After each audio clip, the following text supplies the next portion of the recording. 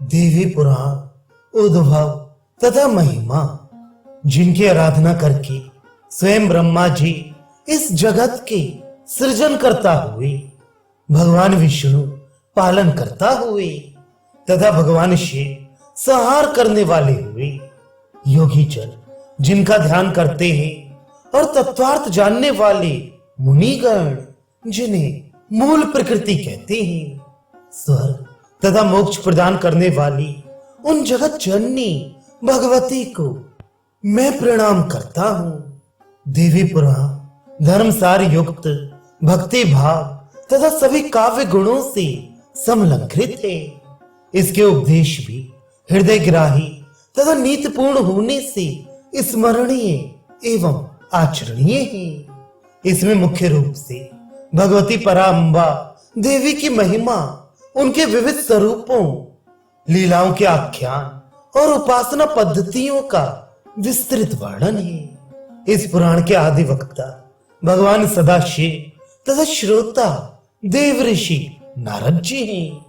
एक बार नैमिषारण्य में शौनक आदि महर्षियों ने मुनिवर सूत जी से स्वर्ग तथा मोक्ष का सुख प्रदान करने वाले और भगवती की उत्तम महिमा का वर्णन करने वाले पुराण को सुनने की इच्छा प्रकट की।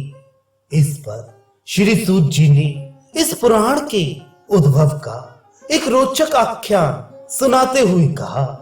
जब भगवान वेद व्यास जी 18 पुराणों की रचना करने पर भी संतुष्ट नहीं हुए, तब उनके मन में यह विचार आया कि इस पवित्र पुराण में भगवती का परम तत्व और विस्तृत महात्म्य विद्यमान है, परंतु महाज्ञानी महेश्वर शिव भी जिस देवी तत्व को भले भांति नहीं जानते हैं, उसका वर्णन मैं अनभिज्ञ होकर भला कैसे कर सकता हूँ। यह विचार कर देवी भक्ति परायण व्यास जी ने हिमालय पर्वत पर जाकर कठोर तपस्या की। उनकी तपस्या से प्रसन्न होकर भगवती ने बिना प्रकट हुए आकाशवाणी में कहा, महर्षि आप ब्रह्मलोक जाएं, जहां समस्त श्रुतियां विद्यमान हैं। वहीं आपको मेरा दर्शन होगा और सारे रहस्यों का भी पता चल जाएगा। इस पर व्यास जी ब्रह्मलोक गए। वहां उन्होंने मूर्तिमान चारों वेदों को प्रणाम कर उनसे अविनाशी ब्रह्म पद की जिज्ञासा की। तब चारों वेदों ने क्रम क्रम से देवी भगवती को ही साक्षात परम तत्व पर ब्रह्म बतलाते हुए कहा कि आप अभी हमारे प्रयत्न से इस तत्व का प्रत्यक्ष रूप से दर्शन कर सकेंगे। ऐसा कहकर सभी श्रुतियां सच्चिदानंद स्वरूपा सर्वदेवमयी परमेश्वरी का स्तवन करने लगी।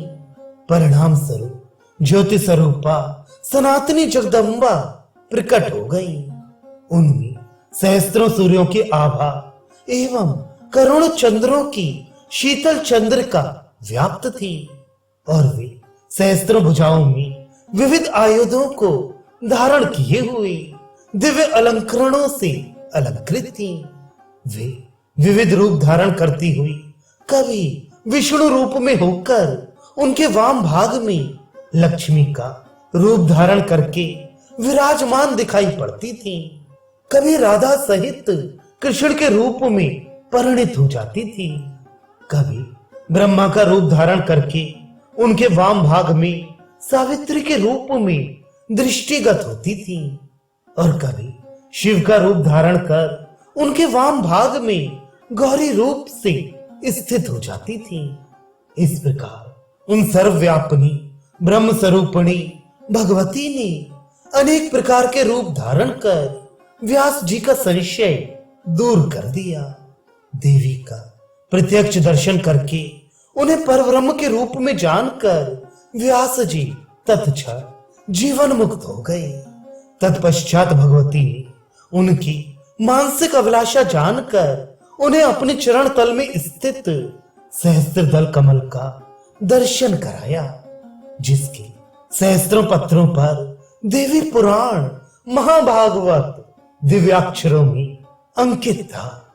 भगवान व्यासदेव ने भगवती के चरण में स्थित कमल में जिस रूप में परमाक्षर स्वरूप पवित्र पुराण का दर्शन किया था, उसी रूप में उसे प्रकाशित किया। महामुनि सूत जी इस पुराण की महिमा का वर्णन करते हुए कहते हैं कि हजारों अश्वमेध यज्ञ तथा सैकड़ों वाजपेयी यज्ञ इस देवी पुराण की 16वीं कला के भी तुल्य नहीं है।